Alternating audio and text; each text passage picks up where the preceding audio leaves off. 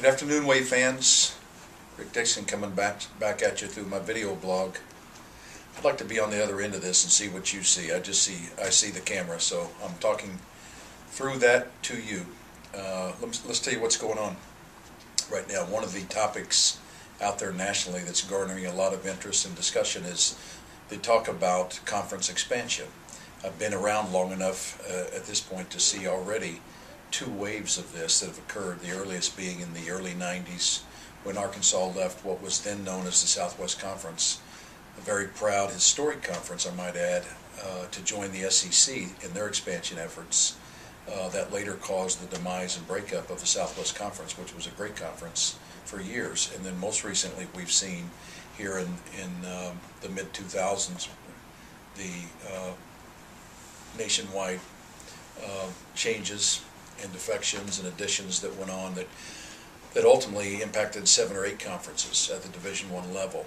And there's discussion, as you hear out there again, whether it be the Big Ten, the Pac-10, or others, looking at some more expansion consideration. So let me just tell you, over the years, my take on it is, number one, without question, the driving impetus and forces in this is generally as you would think, but there's financial concerns and money behind this, whether it be in assimilating a greater market share of television sets to better position conferences and schools for greater TV revenues, or whether it be for the formulation of a conference to be able to expand in order to create championships within that conference.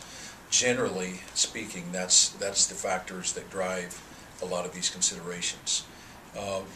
One of the things I think that gets overlooked and forgotten in this, unfortunately, is a lot of the time-honored traditions and history and rivalries that are grown over this period of time that you just can't duplicate. You can't replicate them when you only pay attention to a few of the factors, whether it's money, television, championships, etc. So that's always one of the challenging pieces of this, is to strike a balance and find a combination in groupings of schools that share similarities, whether it's geographical, whether it's the type of institutions. Ivy League, for example, comes to mind, and those type of institutions that have historically been bounded together both through athletic competition as well as a lot of academic initiatives over decades and into centuries. And too many times we've lost some of those same types of affiliations because other factors like money drive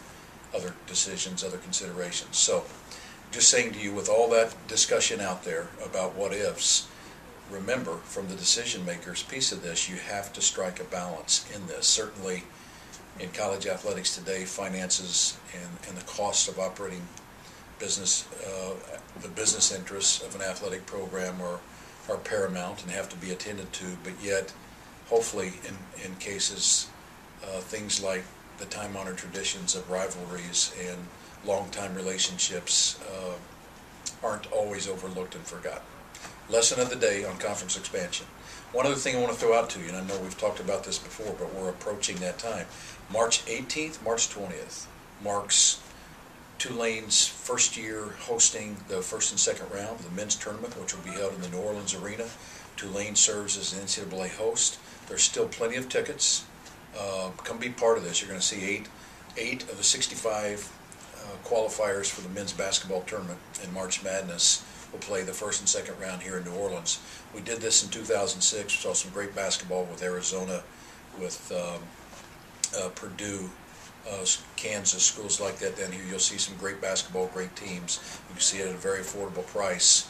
Call into the Tulane ticket office and come be part of that, because it's year one, remember, of 3 years, consecutive years of Tulane serving as the host for NCAA basketball. First and second round this spring, Elite Eight next spring, and in 2012 Final Four. Come get on the bandwagon now. In fact, an offer just to you bloggers out there, if you want to assure yourself an opportunity, you Tulaneans, of getting into the Final Four in 12, the surest way to do it is to become a ticket holder for 2010, 2011, which will qualify you for access to tickets for 12.